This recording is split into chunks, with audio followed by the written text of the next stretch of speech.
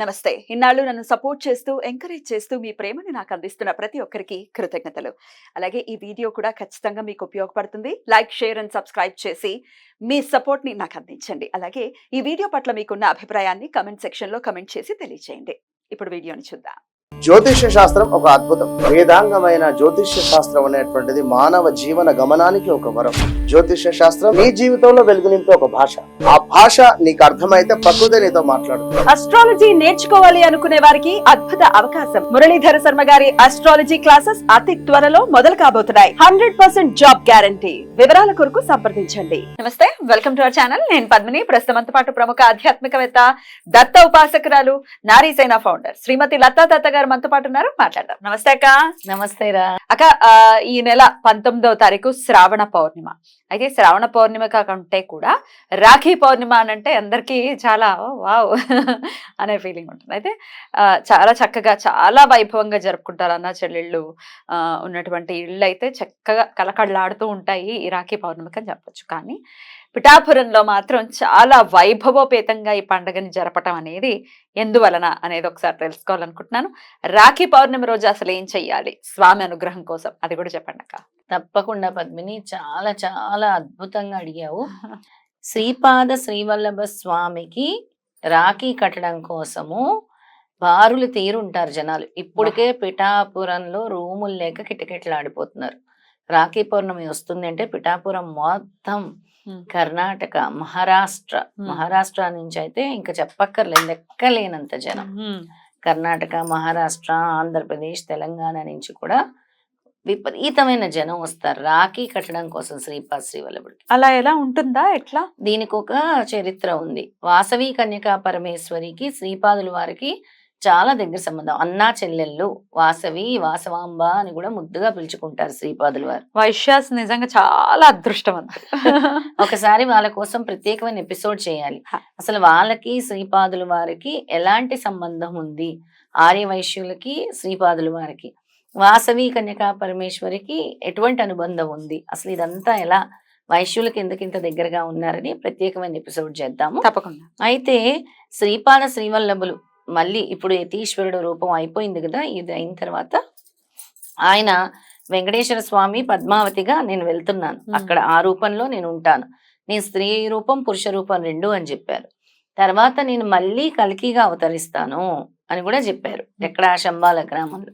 ఇప్పుడు కల్కి సినిమా వచ్చేసిన తర్వాత అందరికీ శంబాల అని బాగా తెలిసిపోయింది.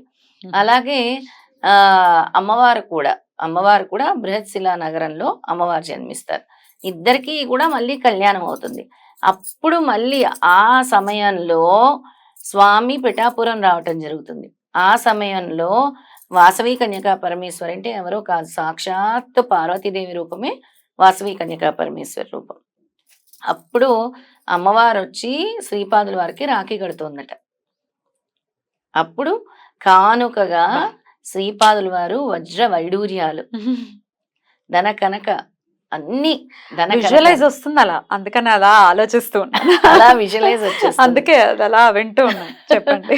అయితే అమ్మవారికి కూడా అంటే బహుమతి ఇవ్వాలి కదా మరి అన్నయ్య, అలాగా వాసవాంబ అని పిలుచుకుంటారు కదా, అవన్నీ ఇస్తారంట. అప్పుడు కల్కి అవతారంలో మళ్ళీ స్వామి పీఠికాపురం చేరుకుంటారంట. వాసవి కన్యకా పరమేశ్వరి కూడా మళ్ళీ సతీ సమేతంగా అంటారు కదా, అంటే భర్తతో పాటుగా మళ్ళీ పీఠికాపురం చేరుకుంటారట. ఫ్యూచర్ ముందే చెప్పారు స్వామి. అందుకని అందరు శ్రీపాద శ్రీవల్లభుల భక్తులందరికీ కూడా ఈ రాఖీ పౌర్ణమి విశిష్టత, అన్నా చెల్లెళ్ళ అనుబంధం అనేది చక్కగా తెలుస్తుందన్నమాట. అంతటి ప్రేమ, అన్నా చెల్లెల బాండింగ్ అంటాం కదా, ఆ బాండింగ్ అనేది కనబడుతుంది. రైట్. సో అదే ఇప్పుడు మళ్ళీ ప్రతి పౌర్ణమికి కూడా, అదే ప్రతి శ్రావణ పౌర్ణమికి కూడా ఇక్కడ పిఠాపురంలో జరుగుతుంది. విశేషంగా రాఖీ కట్టడానికి వస్తారు. ఎట్లా కడతారక్క? అదేమైనా హస్తం రూపంలో ఏమైనా స్వామికి ఏమైనా అక్కడే రాఖీలు పెట్టేయటము, అలంకరణ ఉంటుంది. స్టాచ్యూ ఉంటే స్వామికి కట్టే అవకాశం ఉంటే కొంతమందికి కట్టే అవకాశం ఉంటుంది, అందరికీ ఉండదు. మిగతా వాళ్ళందరూ రాఖీలు అక్కడ సమర్పిస్తారు శ్రీపాదుల వారి దగ్గర. స్వామి నీకు కట్టినట్టే, నువ్వే మాకు రక్ష, ఒక అన్నలాగా అని చెప్పి అక్కడ పెడతారు. బ్యూటిఫుల్. అయితే మనము కూడా 17, 18, 19, 20 పిఠాపురంలోనే అఖండ సిద్ధమంగళ స్తోత్రం పారాయణం చేస్తున్నాము. బాపనార్యులు గారి స్వగృహంలో చేస్తున్నాము. ఆ 4 రోజులు కూడా అఖండంగా సిద్ధమంగళ స్తోత్రం కంటిన్యూస్ గా శ్రీపాదుల వారి కోసం. ఎందుకంటే ఆ సమయంలో శ్రీపాదుల వారు వస్తారంట పీఠికాపురంకి, ఎలాగైనా ఆ ప్రతీక కూడా ఉంది. ఎలాగైనా ఆ రాఖీ పౌర్ణమికి శ్రీపాదుల వారు పిఠాపురంలో ఉంటారు. మరి సబ్స్క్రైబర్స్ ఎవరైనా రావాలి అనుకుంటే ఎట్లా రావచ్చా? రావచ్చు. మనం వాళ్ళకి ఫుడ్ అండ్ అకామిడేషన్ అక్కడ ప్రొవైడ్ చేస్తాము. ముందుగానే వాళ్ళు రిజిస్టర్ ఖచ్చితంగా చేసుకోవాలి. రైట్. అయితే అక్కడ ముందుగానే అంటే 4 రోజులు ఉండే పరిస్థితి ఉంటుందా? ఉంటుంది. 4 రోజులు ఉండొచ్చు. ఒక్క రోజైనా ఉండొచ్చా? ఒక్క రోజైనా ఉండొచ్చు, 2 రోజులైనా ఉండొచ్చు. ముందుగా మనకి ఇన్ఫర్మేషన్ ఇవ్వాలి. డెఫినెట్ గా రిజిస్టర్ చేసుకుంటేనే కదా మనకు ఒక వాళ్ళు డైరెక్ట్ గా వాళ్ళ బస్సు ట్రైన్ బుక్ చేసుకుని పిఠాపురం వచ్చేయచ్చు. ఫుడ్ అండ్ అకామిడేషన్ కి మన దగ్గర రిజిస్ట్రేషన్ చేయాలి. తప్పకుండా. లేదు మాకు తెలియదండి మీరు తీసుకెళ్లాలంటే కూడా ముందే మనం తీసుకొని వెళ్తాం. 3 రోజులు అదే 4 రోజులు ఉండే వాళ్ళైతే మనతో రావచ్చు. రైట్. అయితే పద్మిని, ఎవరైనా చుట్టుపక్కల గ్రామాలు పిఠాపురం దగ్గర రాజమండ్రి, కాకినాడ, ఇంకేవైనా ఇప్పుడు ఈస్ట్ గోదావరి, వెస్ట్ గోదావరి వాళ్ళు, విశాఖపట్నం వాళ్ళు అందరూ కూడా వచ్చి సిద్ధమంగళ స్తోత్రంలో పార్టిసిపేట్ చేయొచ్చు. వాళ్ళకి భోజనం అరేంజ్మెంట్ మనం అక్కడే చేస్తాం. మేము ఉండము వెళ్ళిపోతాం అని అనుకుంటే గనక చక్కగా పార్టిసిపేట్ చేసి ఒక రోజైనా లేకపోతే పూటైనా చేసి ఒక రోజు వాళ్ళు అక్కడ ఉంటామన్నా కూడా అడ్జస్ట్మెంట్ అయితే గనక ముందే మనకి ఇన్ఫర్మేషన్ ఇస్తే మనం అరేంజ్ చేద్దాం. రైట్. తప్పకుండా. సో ఆ చుట్టుపక్కల ఉన్న వాళ్ళందరూ కూడా వచ్చి చక్కగా సిద్ధమంగళ స్తోత్రం సామూహికంగా జరుగుతుంది కాబట్టి 1,00,000 సార్లు అయితే మినిమం జరుగుతుంది కదా. 1,08,000 దాటిపోవాలి సంకల్పం. అందుకే అఖండం అని పెట్టాను. అది కూడా దాటించేస్తారు స్వామి అని అనుకుంటున్నాను. అందులో ఎటువంటి సందేహం లేదు, ఆయన చేతిలో పెట్టేయాలి అంతే. 1,08,000 సార్లు అయితే ఖచ్చితంగా జరుగుతుంది. బ్యూటిఫుల్. మరి ఇంత మహత్కరమైనటువంటి కార్యక్రమంలో మీరు కూడా పాల్పంచుకోండి. అద్భుతం అక్క. అయితే ఇది రావాలి అనుకునేవాళ్ళు కాదండి, మరి మేము మా ఇంట్లోనే స్వామికి, మరి ఆయన మాకు ఒక అన్నగారు లాగా మరి మేము కూడా అనుకోవాలి కూడా. మరి అనుకుంటే గనక స్వామికి ఏ విధంగా మనం ఆ రోజు సేవం చేసుకోవచ్చు? శ్రీపాదుల వారికి బాగా ప్రీతికరమైన స్తోత్రం సిద్ధమంగళ స్తోత్రమే ఆ రోజు పఠించుకోవాలి.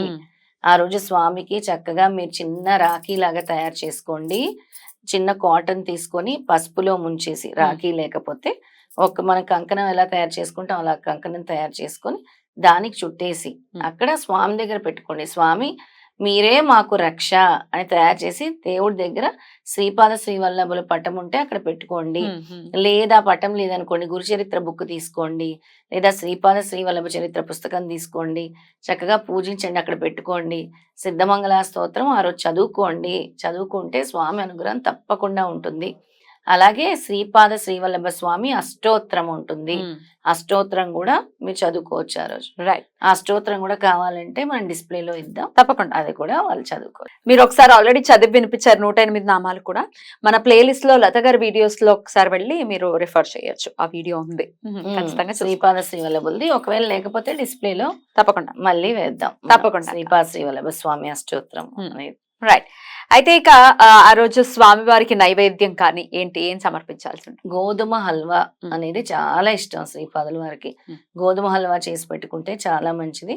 మనము గోధుమ రవ్వతో కూడా హల్వా తయారు చేసుకోవచ్చు. గోధుమ పిండితో తయారు చేయడం అందరికీ రాకపోతే గోధుమ రవ్వతో అయినా సరే హల్వా తయారు చేసి స్వామికి సమర్పించుకోండి. రైట్. అలాగే స్వామికి ఆ రోజు అంటే మీరు స్వామి ఒక అన్నలాగా అనుకుంటున్నారు కదా, ఆ రోజు తాంబూలం పెట్టడం మర్చిపోకండి. తాంబూలం పెట్టండి. అందులో మీరు కాయిన్స్ ఒక 9 కాయిన్స్ అనేవి పెట్టుకొని, అంటే 9 కాయిన్స్ గురించి బాబా గారు చెప్పారు. అలాగే నవవిధ భక్తి 9 సంఖ్యను పట్టుకోమని సిద్ధమంగళ స్తోత్రంలో కూడా స్వామి చెప్పారు. వాటిని పెట్టి మళ్ళీ తీసి మీ బీరువాలో పెట్టుకోండి జాగ్రత్తగా. ఆ రోజు సోమవారం పౌర్ణిమ వస్తుంది. అసలు ఈ మంత్ అయితే, ఈ మాసం అయితే అద్భుతం. అసలు చాలా మంచి మంచి కాంబినేషన్స్ తో వస్తుంది. సోమవారం పౌర్ణిమ కాబట్టి శ్రావణ సోమవారాలు కూడా చాలా పవిత్రమైనటువంటి రోజులుగా చెప్తూ ఉంటారు. అవును. మరి ఆ పౌర్ణిమని ఎట్లా ఒకసారి వినియోగించుకోవాలి? అదర్ దాన్ దిస్, ఇది ఎలాగో చేసుకుంటారు దీంతో పాటుగా. అవును. పౌర్ణమి అనేది చాలా శక్తివంతమైన రోజు. ఏది మనం చేసినా, ఎటువంటి మంత్రం మనం పఠించినా, ఎటువంటి మంచి పని చేసినా కూడా వేరేట్ల ఫలితాన్ని స్వామివారి ఇస్తారు. నేను ఎప్పుడు చెప్తూ ఉంటాను. అమ్మవారికి సంబంధించి స్తోత్రాలు చదువుకుంటే చాలా మంచిది. మన శ్రీపాద వల్లభులతో పాటు అమ్మవారిని కూడా మనం పూజిస్తూ ఉంటాము. 2 రూపాలని మనం పూజిస్తూ ఉంటాం. అమ్మవారిని తలుచుకుని సాయంత్రం చంద్రుడు వచ్చిన తర్వాత చక్కగా మీరు తులసి కోట దగ్గర నూనె దీపం వెలిగించుకొని అందులో కొద్దిగా మీరు పచ్చకర్పూరం వేసుకోండి. ఆ రోజు పచ్చకర్పూరం వేసుకుంటే చాలా మంచిది. లేదా జవ్వాది వేసుకోండి. వేసుకొని దీపం పెట్టండి తులసి కోట దగ్గర కూర్చొని చంద్రుని చూస్తూ అమ్మవారికి సంబంధించిన అష్టోత్తరం గాని లేదా లలిత సహస్రనామం గాని చదువుకోండి, చాలా మంచిది. బ్యూటిఫుల్ అక్క, చాలా అద్భుతంగా వివరించారు. మన శ్రీపాద శ్రీవల్లభ చరిత్రలో కూడా ఒక అధ్యాయం చదువుకోవాలి పద్మిని. అందరూ కూడా ఆ రోజు అంటే చెప్తున్నాను, మీకు ఏదైనా సమస్య ఉంటే శ్రీపాదుడు ఖచ్చితంగా సమాధానం చెప్తాడు. ఇది ఎప్పుడు చెప్తూ ఉంటాను. ఈ పని మాత్రం తప్పకుండా చేయండి. ఏ అధ్యాయం చదవమంటారు? ఏ అధ్యాయం అని కాదు, ఆ రోజు సాయంత్రం మీరు చంద్రుడి దగ్గర కూర్చొని శ్రీపాదుడిని తలుచుకొని, లేదా ఆ రోజులో ఎప్పుడైనా మీకు కుదిరినప్పుడు శ్రీపాదుని బాగా తలుచుకొని, మీకు సమస్య ఉంది, దానికి పరిష్కారం రావట్లేదు, లేదా నాకెందుకు ఇలా జరుగుతుంది అంటానికి ఓపెన్ చేయండి. ఏ అధ్యాయం వస్తే ఆ అధ్యాయం చదువుకోండి, చాలా మంచిది. అందులో మీకు ఏదో ఒక రూపంలో స్వామి ఖచ్చితంగా తెలియజేస్తారు. అంటే నువ్వు ఈ విధంగా చెయ్యి అని చెప్తారు. కొంతమందికి తోటకూర వండి పెట్టు అని వస్తుంది, కొంతమందికి సిద్ధమంగళ స్తోత్రం పఠించు, లేదా ఈ నామాన్ని పట్టుకో, ఏదో ఒకటి వస్తుంది అనమాట. అలా మీరు ఏదో ఒక అధ్యాయం అంటే మీరు ఓపెన్ చేయగానే వచ్చిన అధ్యాయం స్మరించి స్వామి పాదాల దగ్గర పెట్టి స్మరించి ఓపెన్ చేసిన అధ్యాయం చదువుకోండి. మధ్యలో వచ్చిందంటే అధ్యాయం ఫస్ట్ నుంచి చదువుకుంటే అయిపోతుంది. అంతే, ఆ వచ్చిన అధ్యాయాన్ని దయచేసి మన కమెంట్ రూపంలో పోస్ట్ చేయమనండి పద్మిని. తప్పకుండా. ఎందుకంటే ఇదే వీడియోలో ఇదే వీడియోలో కమెంట్స్ లో పోస్ట్ చేయమని చెప్పాలి. ఎందుకు అనంటే ఎవరికి ఏమొచ్చిందో చెప్తే దానికి మనం కూడా సంతోషిస్తాం. అంటే వీళ్ళకి ఇది ఇది ఇది స్వామి చెప్పారు అని కూడా తెలుస్తుంది. ఒకవేళ వాళ్ళకి అధ్యాయం వచ్చింది ఏం చేయాలో తెలియకపోతే కూడా, కన్ఫ్యూజన్ ఉంటే కూడా మనము రిప్లై ఇస్తాం. మీకు రాఖీ పౌర్ణమి శుభాకాంక్షల్ని తెలియజేస్తూ నమస్తే అక్క. నమస్తే, అందరికీ రాఖీ పౌర్ణమి శుభాకాంక్షలు. రెడ్ టీవీ దత్త బంధువులందరికీ, రెడ్ టీవీ ప్రేక్షకులందరికీ కూడా రాఖీ పౌర్ణమి శుభాకాంక్షలు. థ్యాంక్ యూ అక్క. నమస్తే. శ్రీపాదరాజం శరణం ప్రపద్యే. శ్రీ దత్తరాజం శరణం ప్రపద్యే.